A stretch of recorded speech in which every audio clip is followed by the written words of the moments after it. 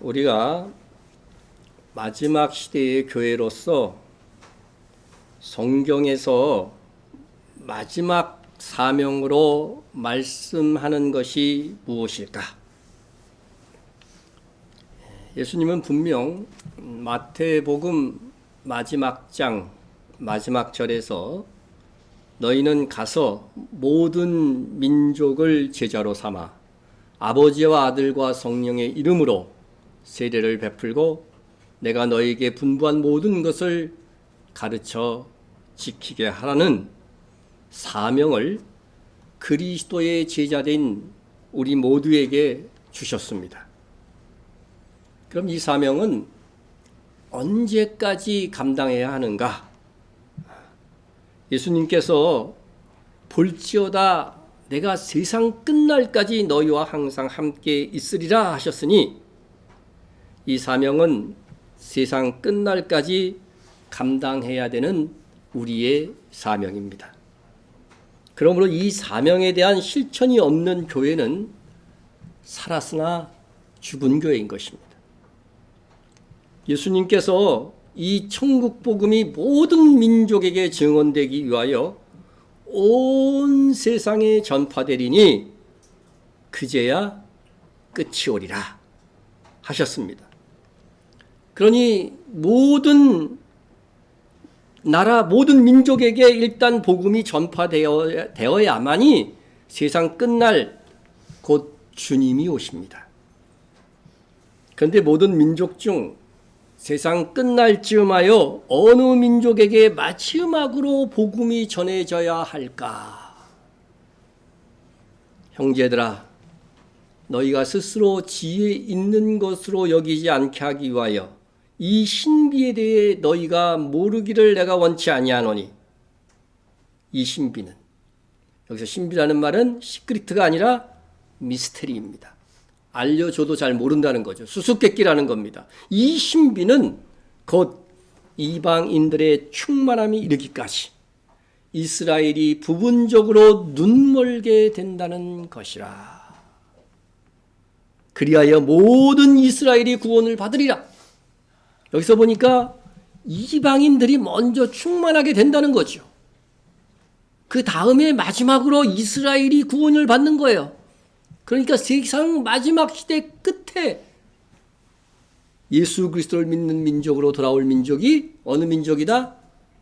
이스라엘이라고 하는 것입니다. 그래서 예수님께서 분부하신 마지막 선교 사명은 이스라엘입니다.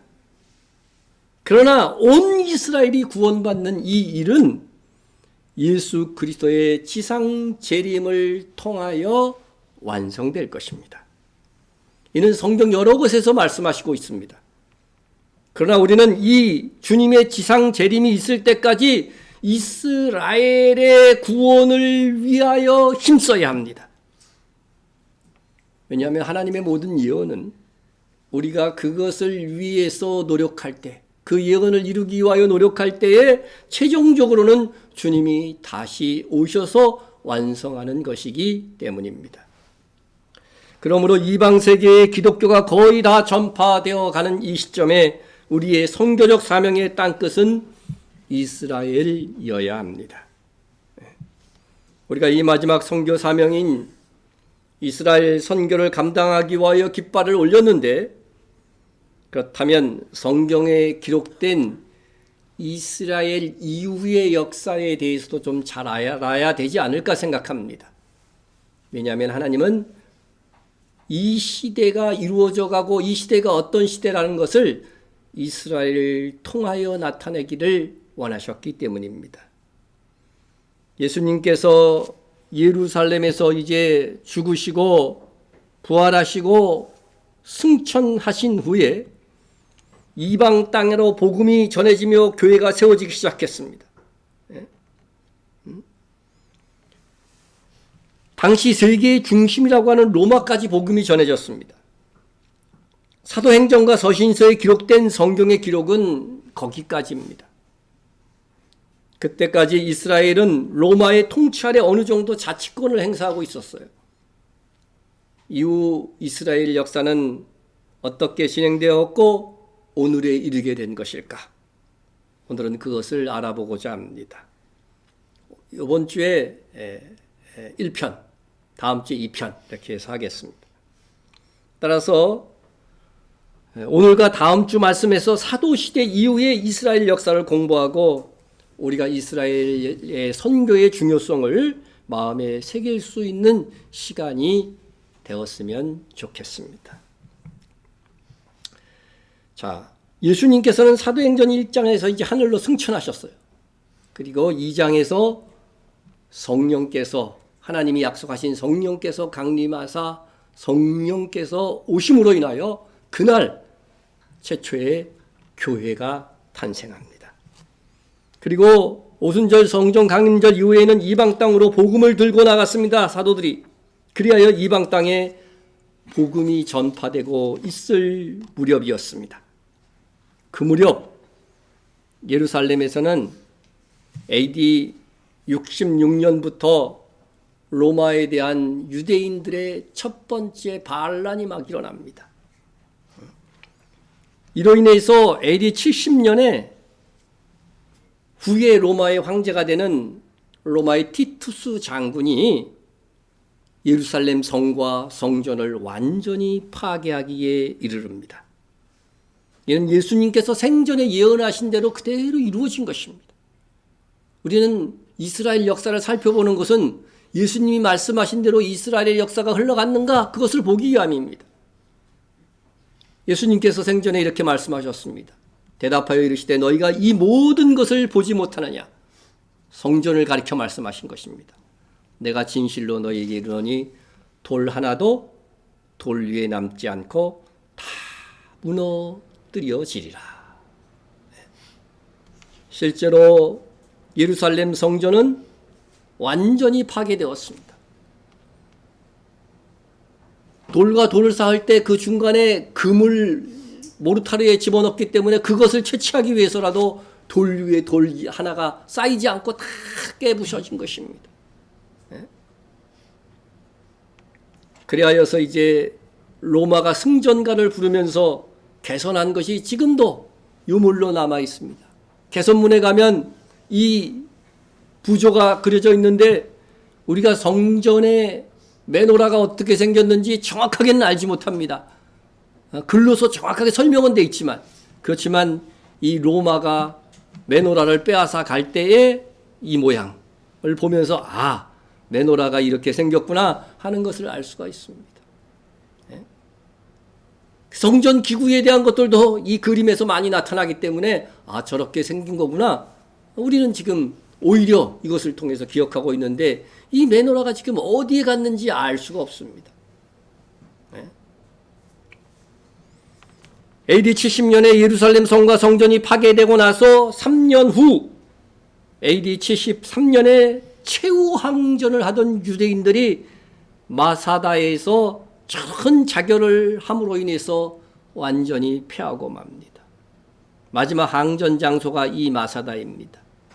이 마사다를 옆에서 보면 이런 모양인데, 로마는 이 헤로드 왕이 세웠던 이 마사다, 여기 마사다 정상에 오르면은요 대형 축구장 몇 배의 크기의 평지가 나옵니다. 이게 어떻게 만들어졌냐면 성경에 나오는 그 헤롯, 그죠? 헤롯이 마음속에는 자기가 에돔 자손의 후손이기 때문에 유대인들이 언제든지 암살할 수 있다고 하는 그런 위기의식, 강박관념이 도사리고 있어서 혼자서는 밖에 나가지 못할 정도였대요. 그래서 반란이 어디서 일어나든지 1시간 안에 도망쳐 숨을 요새를 3개나 만들었어요. 그 중에 하나가 이 마사다입니다. 헤롯 왕이 5년간 쓰고도 남을 풍부한 식량을 아예 그 요새에다가 갖다 놨습니다. 자, 그런데 이 마사다에서 로마가 어떻게 이 마사다를 이 천연의 요새를 점령했느냐 하면은요, 보시면은 로마 군대가 이 밑부분에 이렇게 로마가 주둔하고 있었고, 이렇게 흙을 갖다가 쌓은 겁니다. 이렇게 경사지를 쫙 쌓아갖고 이곳으로 올라가고 또 밑에서는 공성태로 해갖고 돌덩이를 막 쌓아 올리고 막 이렇게 해서 점령을 하게 된 것입니다. 그래서 로마 사람들이 이 마사다를 점령했을 때에 곡식 창고인데, 이곳이 곡식 창고에는 옥수수와 콩이 가득 보관되어 있어서 그들이 굶주려서 항복하고 자결한 것이 아니라는 것을 보여줍니다. 죽음으로써 마지막 저항한 것입니다. 마사다는 다 사암이기 때문에, 그런데 화강암 돌덩이가 거기 가득 쌓여 있는 것을 보게 됩니다. 이것은 바로 로마가 오늘날에 말하면 미사일하고 똑같은 거예요. 공성태로 돌을 위쪽으로 막 쌓아갖고 막 건물들을 부수고 이렇게 했던 것입니다. 이렇게 해서 이스라엘은 AD 70년 예루살렘 성과 성전이 완전히 파괴되고 마지막 저항하는 무리들이 AD 73년에 완전히 진멸당하고 만 것입니다.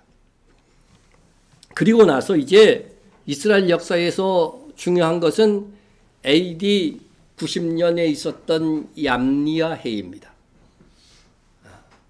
사람들이 많이 이걸 거론하지 않은데 우리에게 있어도 이것이 굉장히 중요합니다. 예루살렘 성전이 무너지자 유대인들은 그들의 정체성을 유지하면서 살 수가 없어요. 구약의 율법에 보면은 너희들은 유월절, 그죠? 오순절, 초막절 때는 꼭 가정 대표 남자들이 가가지고서 예루살렘 성전에 가갖고 보이라고 되어 있어요. 이 절기마다 다 성전으로 모여들어서 예루살렘은 버글버글 사람들로 끌었습니다. 그런데 그것을 할 수가 없는 거죠, 이제는. 그리고 성전을 중심으로 제사장직을 장악하고 있던 사람들이 사두개인이었습니다. 그런데 그 사두개인들은 이제 할 일이 없는 거예요. 권세가 없어진 겁니다. 그래서 서서히 사라질 수밖에 없었습니다. 또한 유대인 정치 세력이었던 열심당원들도 파괴된 성전 앞에서 또 그 중심 세력이 다 마사다에서 자결했기 때문에 결국 사라졌습니다. 그런데 바리새인과 랍비들은 살아남았습니다. 애초에 그들은 성전과 관련된 직분을 맡고 있지 않았기 때문에 그렇습니다.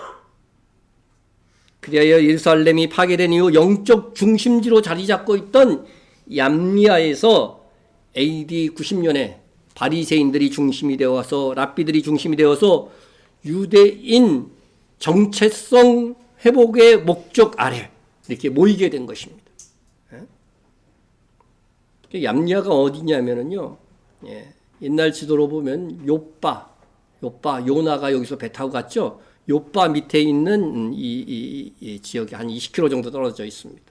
오늘날 지도로 보면 여러분 요빠가 오늘날에 어디냐면 텔아비브예요. 텔아비브에서 이렇게 한 20km 떨어진 이쪽에 얌니아고 예루살렘은 여기에 있습니다. 여기 있어요. 자, 이곳에서 이제 회의가 열린 겁니다. 회의가 열렸어.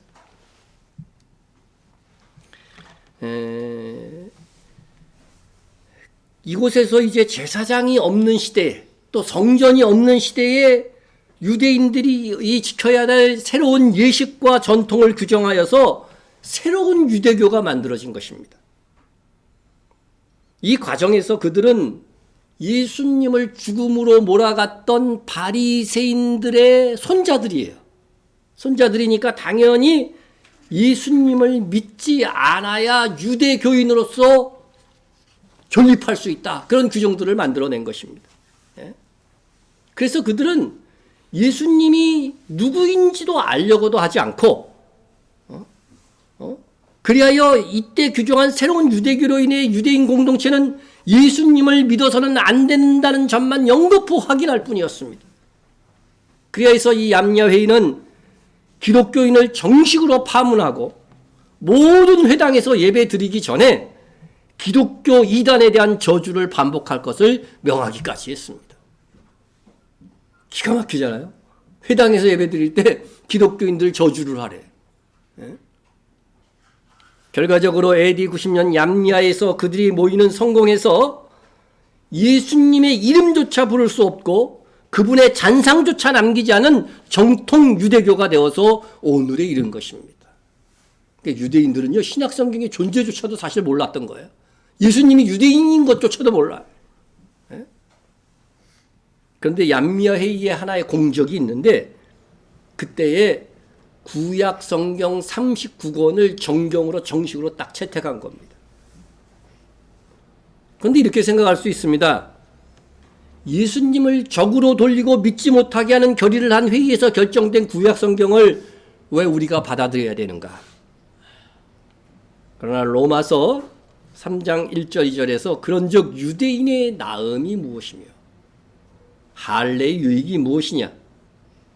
범사에 많으니 우선은 그들이 하나님의 말씀을 맡았습니다 하였기 때문입니다.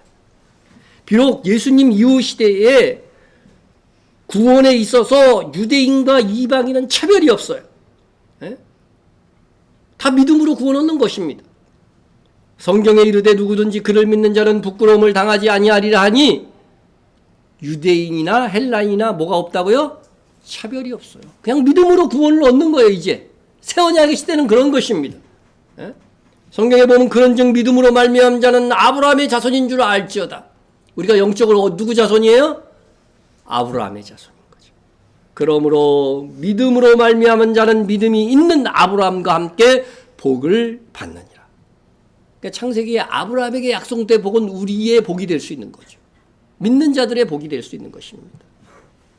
그런데 유대인과 이방인이 이렇게 구원에 있어서 차별이 없지만 유대인이 나은 것은 뭐냐면 그들이 하나님의 말씀을 맡아서 보존할 것이라고 하는 이 예언에 따라서 유대인들이 결정한 정경 39권을 우리는 성경으로 받아들이고 있는 것입니다. 그래서 이렇게 얀미아 회의가 이어져서 오늘날까지 지금 유대인들은 그 유대교가 정말 하나님을 잘 섬기는 걸로 착각하고 지금까지 이르는 것이죠. 그 다음에 AD 138년 이스라엘 땅에서 유대인이 추방되는 사건이 일어납니다. 132년에 예루살렘에 로마의 최고신 주피터를 위한 신전이 건립이 됩니다.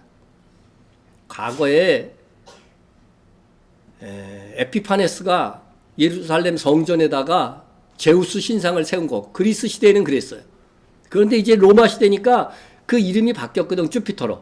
그러니까 이 주피터를 위한 신전을 건립한 겁니다. 그러니까 이스라엘 유대인들에게 이건 있을 수가 없는 일이거든요. 이 때문에 132년부터 135년까지 제2차 유대인 반란이 일어난 것입니다. 성전이 없는 상태에서 그래도 남아있는 유대인들이 또 반란을 일으킨 것입니다. 이 반란 역시 실패한 후 모든 유대인들은 로마 제국에 의해 공식적으로 예루살렘에서 추방되었고 수많은 유대인들이 포로로 잡혀가고 노예가 되었습니다. 대신 예루살렘에는 팔레스타인, 그 아랍 사람들을 이렇게 이주시켜서 살게 했습니다. 이때로부터 본격적으로 유대인들은 세계 각지에 흩어져서 디아스포라를 형성하게 되었습니다. 디아스포라라고 하는 말은 특정 민족이 자의적이든 타의적이든 기존에 살던 땅을 떠나서 다른 지역으로 이동해서 집단을 형성하는 것을 의미하는 단어입니다. 자, 그래서 이스라엘 땅 내에서 이제 유대인들이 다 어떻게 돼서요? 공식적으로 다 추방된 겁니다. 네? 그리고 나서 이후에 이 이스라엘 민족들은 비잔틴 제국이 이 이스라엘 땅을 이제 또 장악하게 됩니다. 네? 초대교회 이후에 로마에서는 기독교에 대한 극심한 박해가 있었는데 하지만 로마에 복음이 들어간 지 300년이 되자 313년에 콘스탄틴 황제가 기독교를 공인하게 됩니다. 학교 다닐 때 사실 다 배운 겁니다. 콘스탄틴 황제가 기독교를 공인했어.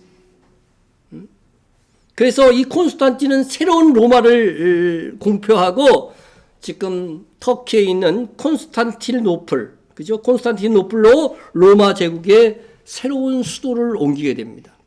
이게 비잔틴 제국이 이렇게 컸죠. 처음에는 이렇게 큰 저기 비잔틴 제국, 콘스탄티노플 지금 터키에 있습니다. 예. 여기로 이제 수도를 옮긴 겁니다. 이로 인해 로마는 다니엘서 2장의 신상의 예언대로, 여러분 예언대로 그대로 이루어지고 있어요. 동로마와 서로마 두 개의 로마로 나누어지는 결과를 가져오게 되는데, 이 동쪽 로마를 바로 뭐라고 얘기하냐면은 비잔틴 제국이라고 하는 겁니다. 그래서 나중에는 로마가 이렇게 동로마, 서로마 반쪽으로 탁 나누게 됩니다. 콘스탄티노플은 여기에 있고요. 예? 자, 그래서 다니엘서 2장에 보면은 이 신상을 통해서 뭐를 예언하고 있어요? 다니엘 시대 이후에 이루어질 세상의 강력한 나라들을 예언하고 있잖아요. 그런데 이 로마를 예언할 때에는 어때요? 이 장단지부터 시작해가지고서 로마라고 얘기하고 있어요. 이게 로마는 다리가 여러분 몇 개 있으세요? 3개 있는 분 없으시죠? 네, 2개입니다. 그래서 이 로마가 이미 동로마와 서로마로 나누어질 것을 이미 다니엘서에서 예언하고 있는 것이죠. 예수님이 오시기 전에 700년 전에 이미 이게 예언된 거죠. 그래서 이 로마가 이 뭐로 돼 있어요? 재료가 쇠로 돼 있죠? 이 마지막 열국 시대는 쇠와 진흙이 합쳐지기 때문에 마지막 열국 시대는 로마의 후예들이 강대국이 되는 거예요. 그리고 진흙과 같은 다른 이방 민족들이 함께 섞여가지고서 통합 세계 정부를 이루어서 마지막 적그리스도의 세력이 될 것이라는 것이 성경의 예언인데, 여러분 보십시오. 로마가 가서 점령하지 않은, 유럽이죠, 유럽 땅 점령하지 않은 나라가 있어요 지금? 여러분 남미를 뭐라고 불러요? 라틴 아메리카라고 부르잖아요. 라틴이 어느 나라 언어였어요? 로마의 언어잖아요. 예? 미국도 다 영국이 점령해서 영국에서 다 간 거잖아요. 로마의 후예라니까요. 아프리카 다 어디에 속국이었어요? 유럽 나라에 다 속국이었어요. 예? 로마의 후예들이 다 지금 현재 강대국이 됐고 나머지는 진흙 같은 약소국이에요. 그래서 이런 나라들이 뭉쳐가지고서 이제 나중에 세계 정부를 이룰 거예요. 세계 정부를 지금 추구하는 운동들이 관심 있는 분들은 뉴스에서 조금 들으실 것입니다. 이것이 계속 시도되다가 성공하는 날이 올 것입니다. 어쨌든 이 로마가 동로마, 서로마로 나누어질 것을 성경이 예언하고 있습니다. 예? 자, 그 다음에 이제 그래서 동로마, 비잔틴 제국에 있어 예루살렘 그 성지가 이제 넘어가게 되고, 그 다음에 누가 이 땅을 또 차지하게 되냐면요, 아랍 칼리프가 638년부터 차지합니다. 이때는 비잔틴 대국이 그대로 있어요, 동로마가. 처음에는. 하지만 638년쯤 해가지고서 바로 이 아랍 칼리프에 의해서, 다시 말해서 이슬람 국가죠. 이슬람의 지도자를 칼리프라고 부르거든요. 거기에 의해서 이 예루살렘 땅이 점령이 당하는 것입니다. 그래서 정말 오랫동안 아랍 칼리프가 이렇게 지배를 했어요. 그래서 이 지역은 이제 기독교 인구들이 시간이 지나면서 점점 이슬람 종교로 개종되고 아랍화 되어져 갔습니다. 그래서 그 이후에 이 아랍 칼리프가 무려 800년이 넘는 세월을 다스렸어요. 굉장히 긴 시간을 다스립니다. 그 다음에 누가 이 성지 이스라엘을 점령하게 되냐면요, 오스만 투르크입니다. 오스만 제국이 1516년부터 1922년까지. 이들도 역시 오스만 제국 역시도, 여기 성지가 어디냐면 여기입니다. 오스만 제국도 역시 이슬람입니다. 오스만 투르크라고 하잖아요. 투르크. 우리가 역사에서 볼 때는 돌골족이라고 배워요. 돌골. 그래서 혹자들은요, 신라의 왕했던 사람들 있잖아요. 김유신 비롯해갖고 이런 사람들이, 김춘추 이런 사람들이 돌골족의 후예다, 이렇게 얘기하시는 분들도 있습니다. 그 민족이 아시아에서 넘어가가지고서요, 이 오스만 제국을 건설해갖고요, 성지까지도 다 점령한 거죠. 굉장한 겁니다. 그래서 이들은 역시 이슬람교였기 때문에 아랍 칼리프 때부터 오스만 티르키에까지 이렇게, 요즘은 터키라고 안 하고 뭐라고 그래요? 트리키에라고 그러죠. 여러분 지진 나서 요새 그죠? 많이 들었을 것입니다. 여기가요, 이렇게 큰 제국, 유럽 지역, 유럽의 이 동부 상당수까지도 다 차지할 정도의 엄청난 이 아프리카를 위해서 뭐 사우디아라비아까지 해가지고서 이란 쪽까지도 다 이 오스만 제국이 점령했었어요. 엄청난 큰 제국을 형성했는데 이때 역시 성지 역시도 오스만 제국이 다스리고 있었다고 하는 것입니다. 예. 예, 이때에는요 이스라엘 땅에서 기독교인들이 그래도 좀 있었는데 이들은 이슬람교를 믿었다고 한다면 내지 않아야 될 추징 세금들을 더 냈어요. 이슬람교를 안 믿으면은 세금을 더 막 강하게 물린 거죠. 그래서 겨우 박해 속에 생존만 했는데 너무 힘드니까 이스라엘 통치가 시작하기 전에 예루살렘 시민 중 45%가 기독교인이었는데 오스만 제국 만렵 통계에 의하면 전체 인구의 10% 정도만 기독교인이었다고 합니다. 이렇게 1000년이 훨씬 넘는 세월 동안 오스만 제국이 또 아라칼리프와 이렇게 이슬람교가 지배하면서 고대 이스라엘 국가는 그저 하나의 흘러간 옛 제국에 불과하게 되었고 유대인들은 세계로 흩어져서 종교와 풍습으로 겨우 정체성을 유지해 갔습니다. 그러다가 무너지지 않을 것만 같은 이슬람 제국 오스만 제국이 언제 무너지자면은 그게 바로 세계 제1차 대전입니다. 예? 오스만 제국은 19세기부터 급격히 국력이 쇠퇴했고 결정적으로 이 세계 1차 대전 당시에 독일의 편을 들었어요. 오스트리아 헝가리 제국, 독일 제국 이런 편을 들어서 동맹국으로 참여를 하였는데 누구한테 패합니까? 결국 연합국 영국에게 패합니다. 영국에게 패. 그래서 지금 트리키의 땅을 제외한 중동 지역 대부분을 영국과 프랑스에게 내주게 됩니다. 여기서 이스라엘 땅과 관련하여서 세계의 중요한 약속이 이 세계 1차 대전 가운데 이루어집니다. 그것은 뭐냐면은 첫 번째는 후세인 맥마흔 서한입니다. 이것은 아랍인들이 영국과 함께 오스만 제국과 싸워주면은 전쟁이 끝난 후에 아랍 독립국가 수립을 지원하겠다는 것입니다. 여러분, 아랍도 이슬람교고 오스만 제국도 뭐예요? 이슬람교예요. 근데 이슬람교끼리 싸운 거죠, 그지 같이. 서로 싸워가지고서 아랍이 영국, 그치? 독일 제국 편을 드는 오스만 제국을 아랍 제국들이 싸워주기만 하면은 나중에 너희들 아랍 독립국가를 세우도록 지원해 주겠다고 하는 그런 서한을 맥마흔이라고 하는 영국 외교관이 이렇게 보낸 겁니다. 서한을. 자, 이런 서한이 있었는데 이 서한은요, 결국은 영국에서요, 처음부터 아랍을 속이려고 한 서한이지 지킬 의향이 없었어요.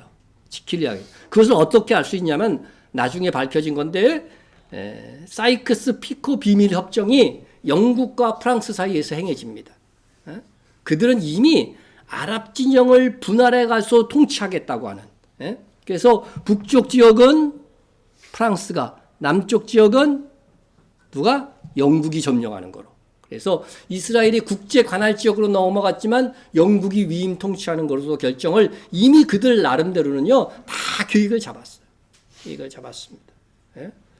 자, 그래서 이렇게 사이코 피코의 비밀 협정이 있었기 때문에 이 후세인 맥마흔 서한은 지켜질 수가 없었고 없는 그런 상태였죠. 그리고 이제 세 번째 중요한 선언은 바로 벨푸어 선입니다. 벨푸어 선. 이것은 영국의 외교장관 벨푸어가 유대인 로스차일드 가문에게 편지를 보낸 거죠. 말이 좀 이상해졌네요. 편지를 보낸 겁니다. 자, 로스차일드 가문인 지금도 세계에서 최고 부자죠. 여러분, 미국 연방준비은행이 미국 달러를 발행하잖아요. 그게 국가은행이 아니고 민간은행이라는 거 아시죠? 그래서 이 미국 연방은행의 일대 주주, 최고 지분이 많은 주주가 바로 로스차일드예요. 로스차일드 가문이 갖고 있는 겁니다.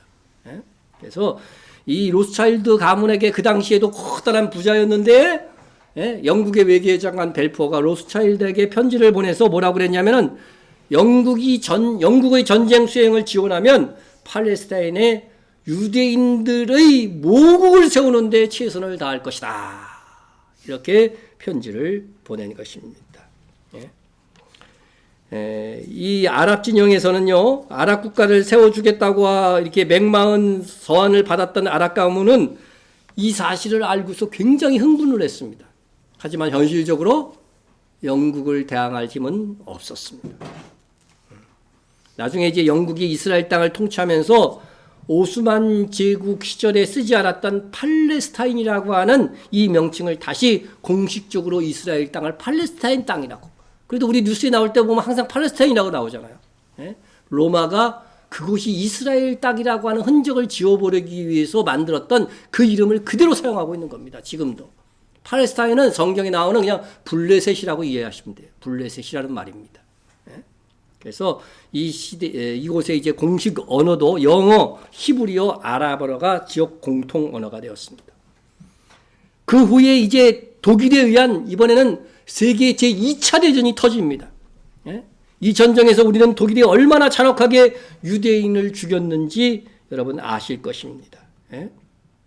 그래서 이 세계 제2차 대전은 에서 유대인들이 왜 이렇게 히틀러가 나치가 학살했을까? 여러분들 그 의문이 들잖아요. 유대인들이 그 당시에 부자였기 때문에 그들의 재산을 압류하고 빼앗아서 그 독일 재건에 쓰기 위함이다. 이렇게만 알려져 있는데 사실은 정말 중요한 시발점이 되는 사건은 바로 어느 거였냐면요. 바로 전쟁의 원인이 됐던 것이 바로 포그롬입니다. 포그롬. 이제 세계 2차 대전 전에 이 포그롬은 러시아 말이에요. 러시아 말로 학살이라고 하는 뜻인데 러시아가 중심이 돼서 동구권까지 유대인들을 잔혹하게 학대하고 학살하고 죽이고 한 이런 일들이 무려 1881년서부터 1926년까지 그래서 동구에서 아주 천여 건의 이런 크고 작은 사건이 일어났는데 이것들을 통칭해서 포그롬이라고 부릅니다. 학살이라고 하는 뜻이죠. 학살이라는 뜻 맞습니까? 여기 러시아어를 잘하시는 분들이 있기 때문에. 자, 그래서 1881년 황제 알렉산드르 2세의 암살 사건에 공모자 중에 유대인이 한 명 껴 있었어요. 그 이후로 시작된 포그롬은 이후 수십 년 동안 유대인들을 몸서리치게 하는 공포에 떨게 만듭니다. 그 포그롬 중에 하나만 소개한다고 한다면은 키시네프 포그롬이라고 있어요. 키시네프 포그롬 1903년에 일어난 건데 이것은 러시아 국가 권력이 주도하고 방조한 유대인 폭동이었는데 이 근거는 뭐냐면 가짜 뉴스를 만들어내는 것입니다. 가짜 뉴스. 여러분 사탄의 가장 좋은 방법이 뭐예요? 잘하는 방법이 거짓말. 그죠? 하와에게 거짓말 시켰잖아요. 거짓말을 치고 들어가고 한 거게 마지막 시대 오늘날도 다 마찬가지입니다. 사탄의 술수는 거짓말을 뉴스로 퍼뜨리는 거예요. 가짜 뉴스입니다. 가짜 뉴스. 2개월 이 사건이 있던 2개월 앞서에 러시아 소년 살인 사건이 있었는데 그 용의자는 소년의 친척이 거의 분명해요. 그런데도 이 살인 사건의 범인이 유대인의 소행일지 모른다고 한 신문이 가짜 뉴스를 내보냅니다. 넌지시 내보내는 거지. 유대인의 소행이다 이렇게 한 게 아니라 유대인 소행일지도 모른다.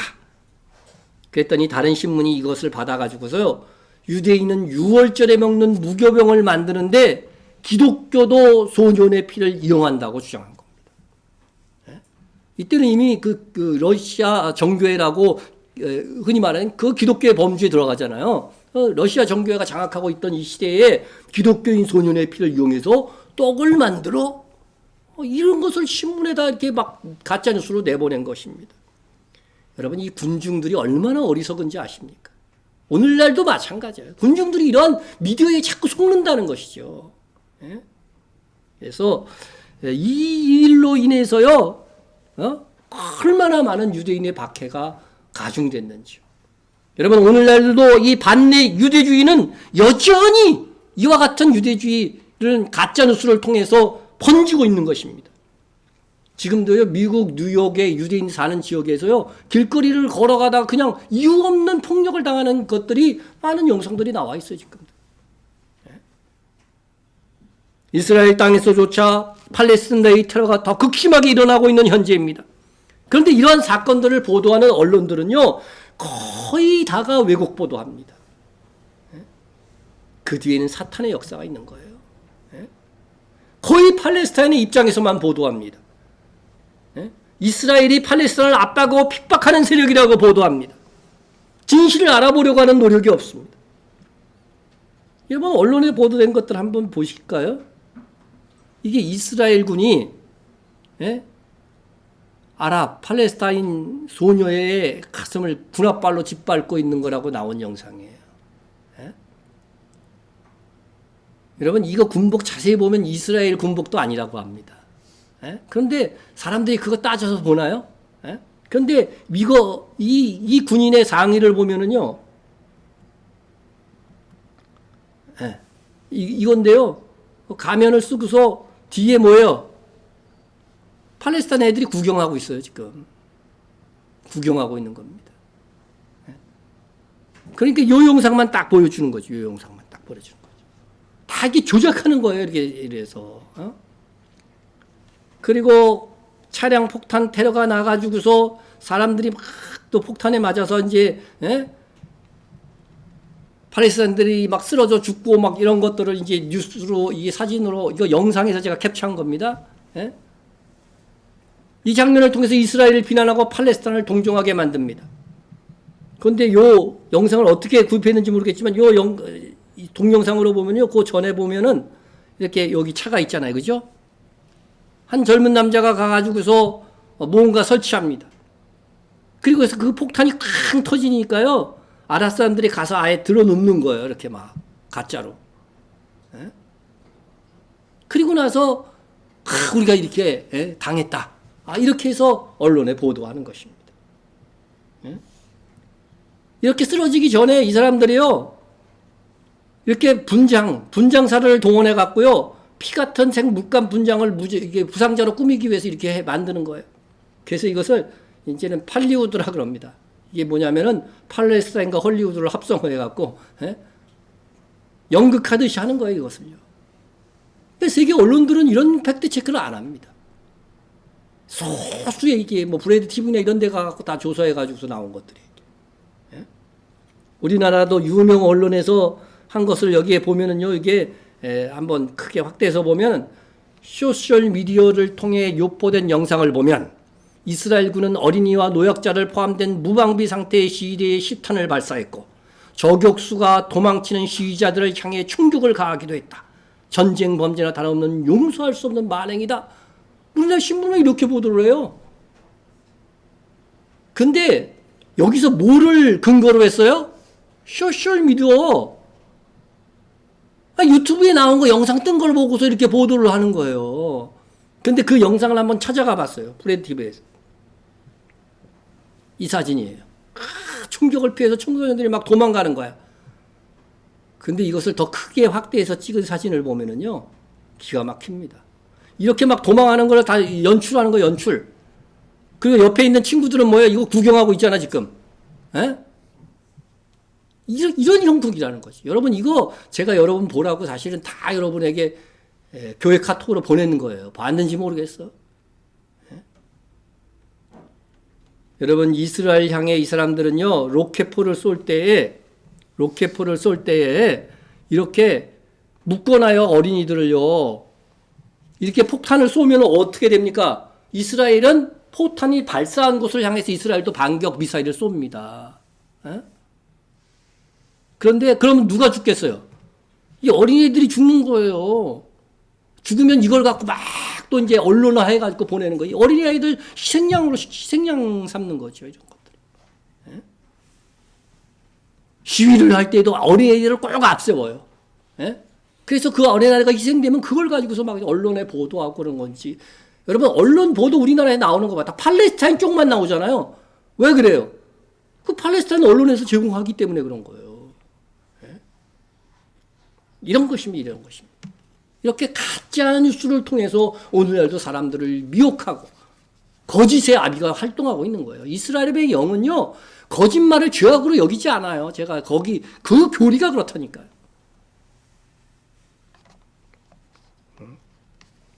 여러분, 지금도 가자 지구에서 수백 발, 한 800여 발이 1년이면은요, 이스라엘 쪽으로 날아옵니다. 그런 것들 보도하는 거 한번 봤어요, 여러분? 예? 그런 것들을 아이언돔으로 해서 폭격하고 막 그러잖아요. 제가 한번 과거에도 얘기했지만 그 미사일들을 폭격시키는 것을 보고 유대인들이 나가갖고 막 박수치면서 이거 잘 방어하고 있다고 즐거워하고 있는 그 장면을 찍어갖고 우리나라에서는 뭐라고 보도했는지 아십니까? 저 가자 지구에 미사일을 쏘면서 이스라엘 사람들이 산 위에 올라가고 박수치면서 좋아하고 있다. 그렇게 아주 그냥 비인간적인 그 보도를 했던 거예요. 반대잖아, 반대. 저쪽에서 미사일 쏴서 우리 아이언돔으로 파괴시키고 있는 그 장면을 보고서 또 산 위에 오른 것도 아니에요. 유대인 동네는 원래 어디에 있어요? 산 위에 있어요, 동네가. 그러니까 자기 집에서 나와서 본 걸 가지고서요, 산 위에 올라서 그런 거 구경했다고. 이런 식으로 가짜 뉴스들을 제대로 파악도 하지 않냐고 무조건 막 내보내는 것입니다. 마귀는 과거나 지금이나 유대인을 박해하는 방법으로서 가짜 뉴스를 사용하고 있습니다. 이런 가짜 뉴스를 통해 포그롬 1903년 4월 6일 제정 러시아의 키시네프 도심은 유대인의 피로 얼룩졌습니다. 뉴욕타임스는 이 사건을 이렇게 그 당시에 보도했습니다.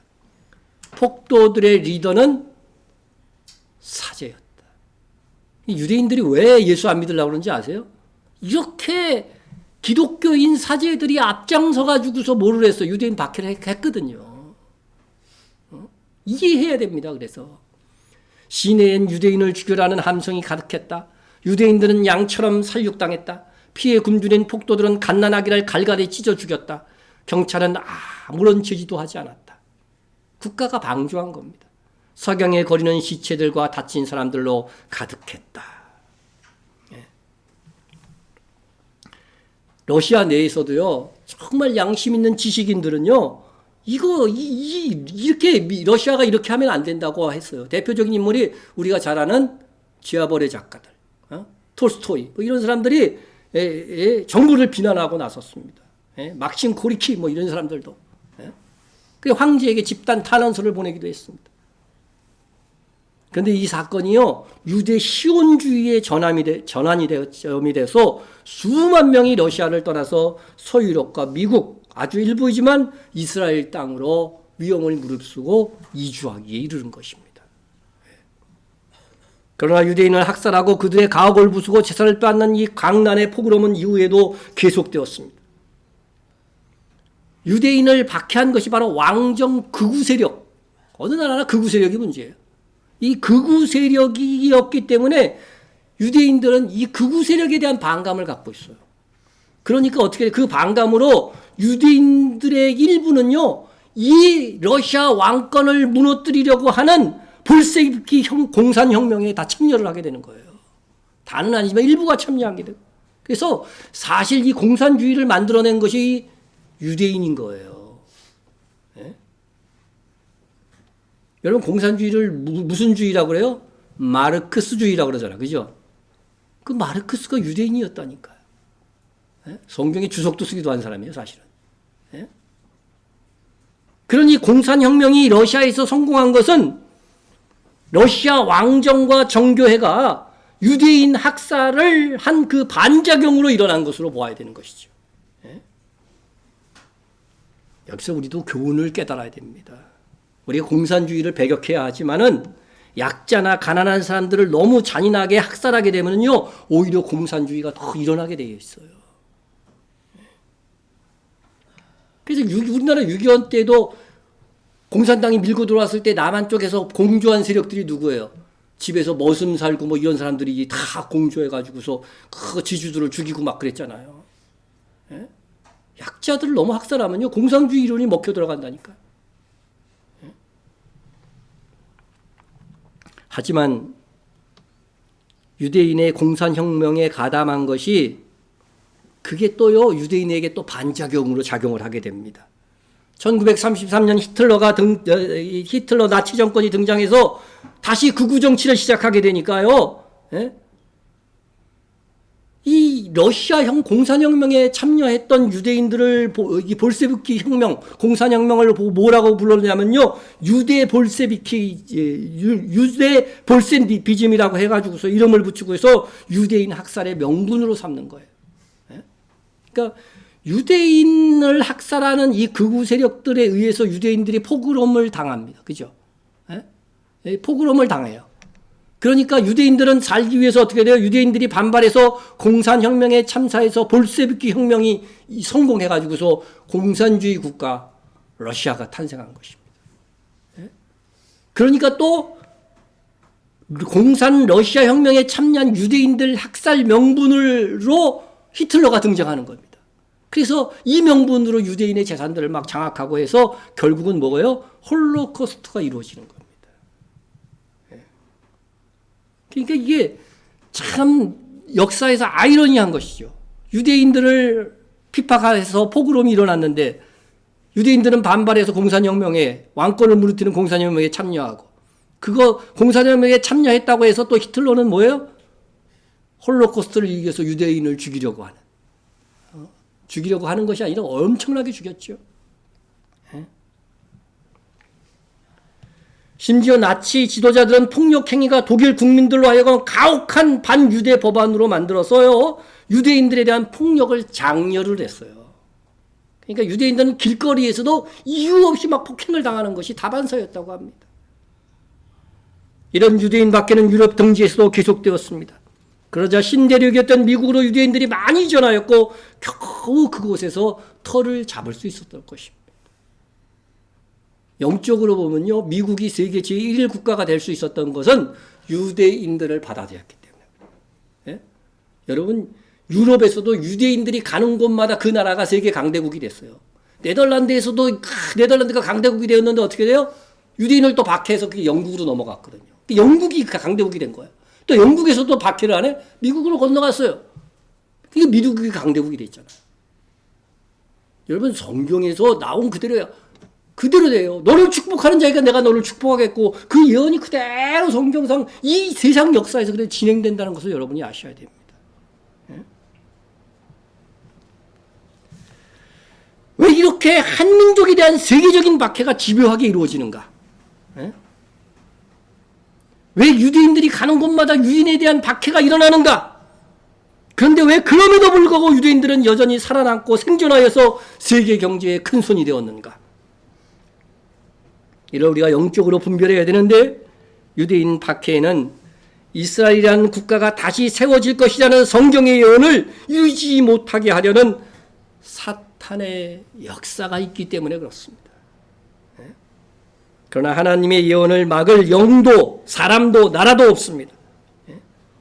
사탄은 사탄의 일을 하였지만 이를 통해 유대인들은 예수님을 받아들이지 않는 벌을 받은 것입니다. 분명히.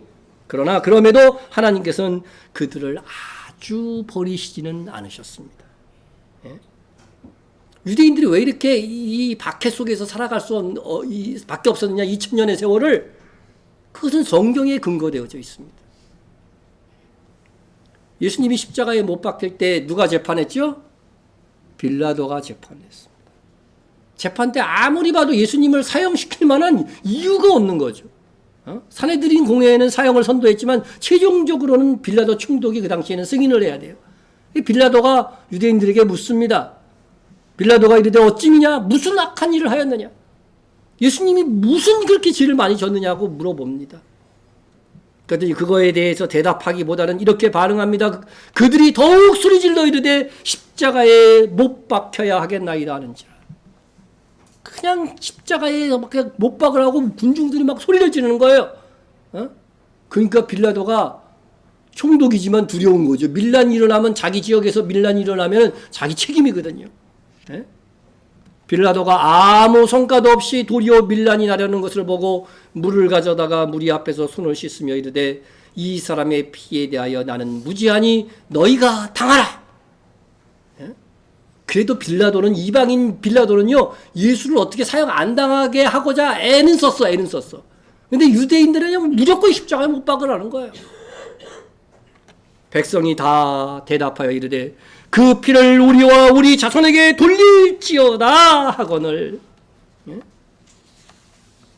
이 말이 얼마나 방자한 말이며 그들과 그들의 자손에게 얼마나 끔찍한 저주의 유산을 물려주는 말이 되었는지 모릅니다. 유대인들은 아무 죄도 없었던 예수님을 십자가에 못 박고자 거의 폭동 수준의 열의를 보였습니다. 그리하여 역사 속에서 있었던 유대인 박해는 그들이 자초한 예수님을 죽인 핏값을 찾으시는 하나님의 심판이었던 것입니다. 하지만 동시에 하나님께서 그럼에도 주님 다시 오실 마지막 때에 그들이 죄값으로 대한 고난을 다 받고 난 지금을 가리킵니다. 마지막 때에 유대인들을 다시 찾으실 것이고 회복시켜 제사장 나라를 삼으실 것이라고 하는 예언이 있는 것입니다. 이에 사탄이 이 예언을 막아내고자 그의 자식들을 충동한 결과로 유대인 박해가 세계 곳곳에서 일어나고 지금도 일어나고 있는 것입니다. 사탄이 왜 이렇게 유대인을 죽이려고 하는 것인가 영적으로 아셔야 돼요. 사탄은 이미 하나님의 재판장에서 심판이 확정되었어요. 그런데 그가 무적행에 가리고 지옥 불못에 마지막 떨어지는 때가 언제냐면 예수님이 다시 오실 때예요. 그러니까 예수님은 유대인들이 있는 나라로 오신다고 됐기 때문에 그 나라, 유대인들을 없애버리기만 하면 예수님이 오실 수가 없는 거예요. 예수님은 예언을 이루시면서 오셔야 되니까. 그러니까 사탄은 어떻게든지 유대인을 없애려고 하는 거죠. 그래서 반유대주의를 세계적으로 일으키는 것입니다. 이처럼 사탄은 사탄의 일을 하며 세계 역사가 이어지고 있지만 하나님은 사탄을 통하여 오히려 당신의 심판을 수행하시며 궁극적으로 사탄의 일이 이루어지지 못하도록 역사하고 계신 것입니다. 그러니까 세계 역사는요, 사탄이 막 지금 이루어가고 있어요. 그렇지만 하나님도 어떻게 해요? 또 하나의 수레바퀴를 돌리셔서 하나님의 역사가 이루어가는 거예요. 그런데 결국에는 하나님이 이기셔서 하나님이 성경에 예언한 대로 세계의 역사를 이끌고 가는 것입니다. 유대인들에게 하나님의 심판이요 동시에 유대인들을 몰살시키려 하는 사탄의 작용이 일어나 유대인들의 최대 박해는 바로 이 세계 제2차 대전에서 일어났던 홀로코스터인 것입니다. 그와 관련된 참혹한 영상은 과거에 제가 보여드린 바 있죠. 그래서 그 너무 참혹한 영상인 것 같아서 그보다 조금 덜한 설명이 더 깃들여진 영상을 잠시 보고 넘어가도록 하겠습니다. 차 세계대전 때 나치 독일이 조직적으로 벌인 집단 학살입니다. 1939년 나치 독일이 폴란드를 공격하면서 2차 세계대전이 시작되는데요. 게르만 민족을 중심으로 세계 질서를 바꾸는 게 당시 나치 독일의 목표였다고 보시면 됩니다. 그 목표를 이루기 위해 벌인 전쟁은 인류 역사상 가장 많은 인명 피해 그리고 재산 피해를 남긴 최악의 전쟁으로 기록됐습니다. 나치 독일은 전쟁을 일으키면서 독일 국민이 반유대인 감정을 가지게 하는데요. 반유대 정책이 극단적으로 변해서 인종 청소로 이어진 겁니다. 청소라니. 자, 학살 규모가 어느 정도였는지 혹시 여러분 그 숫자 들어보셨어요 혹시? 무려 600만 명입니다. 600만 명. 서울 인구의 60% 이상이 희생된 거라고 보시면 돼요. 그렇게 많으니 너무 무섭대. 내 이웃의 절반이. 근데 그게 어떤 한 집단을 의도적으로 그렇게 다 죽였다고 하니까 그게 더 무서운 거 아니에요? 맞습니다. 불특정 다수가 아니라. 자, 이렇게 어마어마한 학살이 이뤄진 곳이 바로 여러분들이 아시는 나치 수용소입니다. 좀 많이 힘드시겠지만 함께 한번 보실게요. 자, 이 영상은요 2차 세계대전이 끝날 때쯤에 연합군이 찍은 실제 영상입니다. 무릎 봐. 너무 앙상해. 네, 그 처참한 실태에 할 말이 없어지죠. 아이고. 어떡해.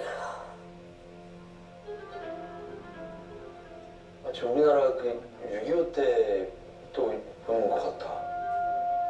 280년 전에 이런 역사가 있었죠. 나치 수용소는 삶이 아닌 죽음에 훨씬 더 가까운 그런 곳이었죠.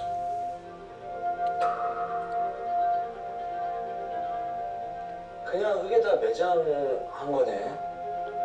그러니까 사후 처리를 그냥 저렇게 아무렇지 않게.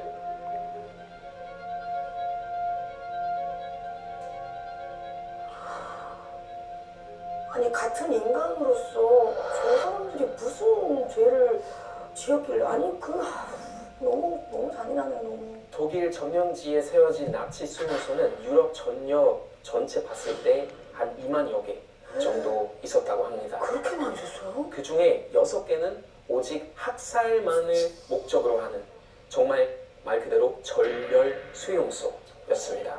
아 미쳤나 봐. 절멸 수용소 중 하나가 아우슈비츠 수용소입니다. 자, 여러분들도 아우슈비츠 좀 많이 들어보셨을 텐데 어떤 곳으로 주로 좀 알고 계세요? 저는 아우슈비츠 하면은 제일 아마 많이들 알고 있을 텐데 생체 실험. 근데 그 실험에 대해서 막 여러 가지 하잖아요. 근데 거기에는 연령 제한도 없고 심지어는 뭐 갓난아기도 있고. 근데 어마어마하게 자행을 했다.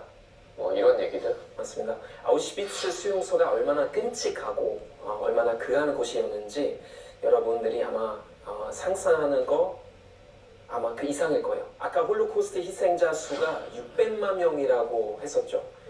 이 중 110만 명의 희생자가 나온 곳이 바로 아우슈비츠였습니다. 그 수용소에서만요? 이 수용소에서만 110만 명. 이렇게 죽임을 당한 이후에도 그냥 끝나지 않고 잔혹한 방식으로 또 약탈당했다는 겁니다. 유대인 분들은. 무슨 얘기인지 좀 화면 보면서 좀 설명해 드릴게요. 전쟁이 끝난 뒤에 발견된 가죽 앨범인데요. 보셨을 때 뭘로 만들어진 걸까요? 소가죽? 사람 피부로 만든 가죽 앨범입니다. 말도 안 된다. 와.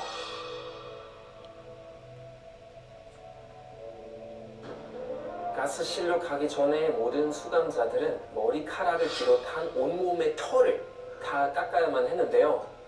이 머리카락 역시 말털로 속여서 섬유 회사에 팔았대요. 그리고 결국 사람의 머리카락이 옷감이나 카펫을 만드는 데 쓰인 거죠. 또 시신에서는 금리까지 뽑아서 돈벌이로도 활용했대요. 네. 그 금리까지 뽑았는데 뭐 반지 같은 거 당연히 나쁘지 않았겠죠. 네. 다 가져간 거고, 심지어 시신을 화장하면 뭐가 나오죠? 재가 나오잖아요. 네. 네. 재를 어디다가 쓸 수 있죠? 거름 비료? 비료. 아. 비료를 넣었었대요. 어떻게 생각하세요? 저건 사람한테 어떻게 저렇게 할 수가 있어요. 사람이라고 생각 안 했으니까 저렇게 한 거야. 그 당시에 가짜 뉴스가 뭐냐면은 독일, 그러니까 아리아민들이 제일 우월한 인종이고 다른 인종들은 특히 유대인이 제일 하위권에 있다고 생각해서 나렉 씨가 말씀하신 것처럼 사람 취급하지 않은 거죠. 야 만약에 저때 의학이 발달했으면은 뭐 지금 하는 뭐 장기나 이런 것들도 다 그렇게 했을 거 아니야. 근데 나는 더 끔찍한 생각이 드는 게 의학이 발달했다 해도 장기는 안 가져갔을 것 같아요. 왜냐면 우월한 독일의 어떤 다른 사람들한테 장기를 뭐 이식한다 이런 거는 생각 안 했을 것 같아. 사진 하나 보여드릴 건데요. 말하기가 힘들 정도예요. 아우슈비츠에서 벌어진 충격적인 만행이 또 있습니다. 아. 자, 이 사진은 정상으로 태어난 쌍둥이를 인위적으로 쌍둥이로 만든 모습입니다. 뭐라고? 이 과정이 어땠는지 차마 말로 설명할 수 없을 것 같습니다. 생체 실험을 가장 열심히 한 사람은 아마 한 번쯤 그 이름을 들어보셨는지 모르겠는데 요세프 맹겔레라는 의사였습니다. 이 맹겔레는 좋은 인종과 나쁜 인종이 따로 있다고 생각했죠. 그래서 좋은 인종인 순수 독일 혈통의 쌍둥이 출생률을 높여야 한다고 유대인 쌍둥이들에게 온갖 끔찍한 생체 실험을 했는데요. 자, 이란성 쌍둥이의 피를 서로 바꿔 넣는 실험, 또한 장기나 생식기를 바꾸는 실험, 이런 이상한 실험으로 쌍둥이 1,500여 명이 희생됐습니다. 그리고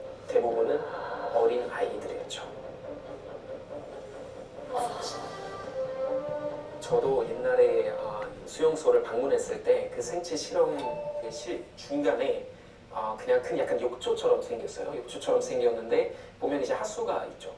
근데 그 하수는 물이 흐르진 않고 피가 흘렀겠죠.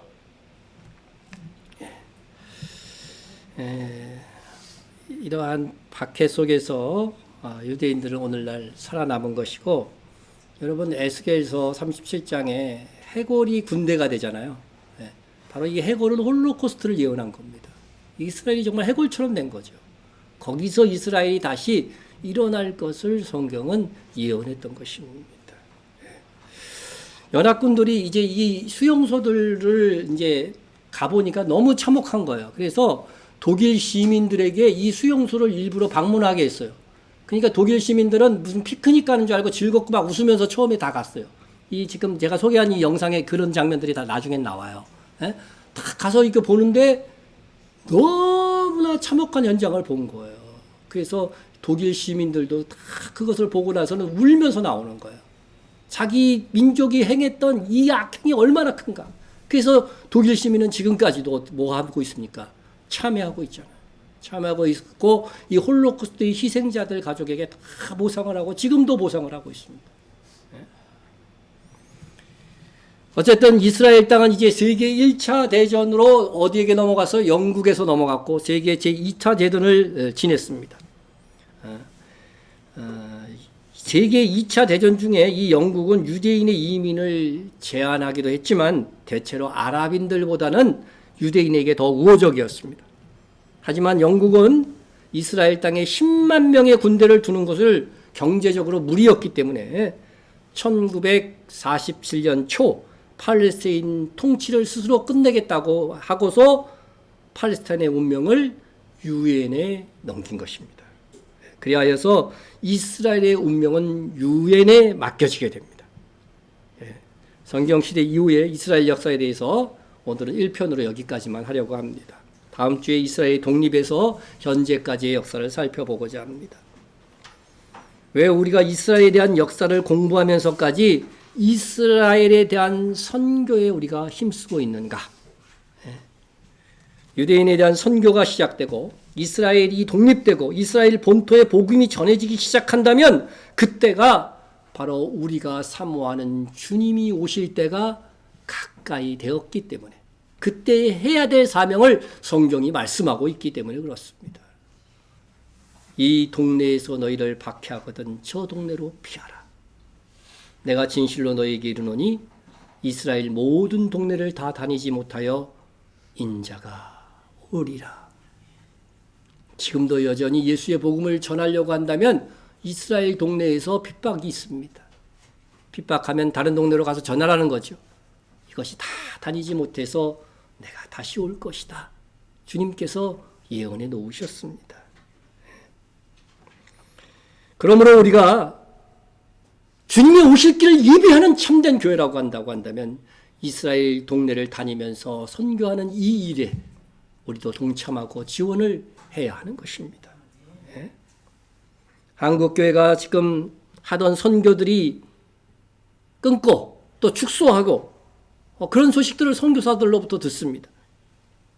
물론 교회들마다 재정적인 어려움들이 있어 그러는 것이 아닐까 생각하지만 다른 것은 줄여도 맨 마지막으로 줄여야 될 것이 선교임에도 불구하고 가장 먼저 선교의 지원을 끊고 있는 것입니다. 우리는 그런 상황, 그들과 같이 되지 않기를 위하여 기도해야 됩니다. 전도와 선교가 교회의 가장 크고 중요한 사명이기 때문입니다. 특별히 이스라엘 선교는 주님의 다시 오실 길을 예비하는 선교 중에서도 선교의 꽃입니다. 가장 하늘 상급을 풍성히 받을 수 있는 수고가 될 것입니다. 저와 여러분이 이러한 기회의 현장에 있음을 알고 이스라엘 역사를 통해 이스라엘에 대한 성경 예언이 어떻게 이루어져 가는지를 확인하시고 더 좀 전략하고 더 수고하고 기도함으로 이스라엘 선교를 감당합시다. 우리 함께 통성으로 기도합니다. 선교의 마지막 사명, 이스라엘 선교에 동참하여 주님 다시 오실 길을 예비하는 우리가 되도록 여러분들 기도하시기 바랍니다. 이 열정이 우리의 마음속에서 끌어오를 수 있도록 기도하시기 바랍니다. 예루살렘의 평안을 위해서 기도하시길 바랍니다. 예? 성경에 보면 예루살렘의 평안을 구하는 자를 하나님께서 어떻게 하신다고 그랬어요? 복 주실 것이라고 약속하고 계십니다. 예? 예루살렘의 평안을 위해서 기도하시고 또 한국 교회와 이 민족을 위해서, 이 나라를 위해서도 기도해 주시고요. 선교지를 위해서도 기도해 주시고요. 또 이은옥 집사님 회복을 위해서도 기도해 주시기 바랍니다. 다 같이 통성으로 기도합니다.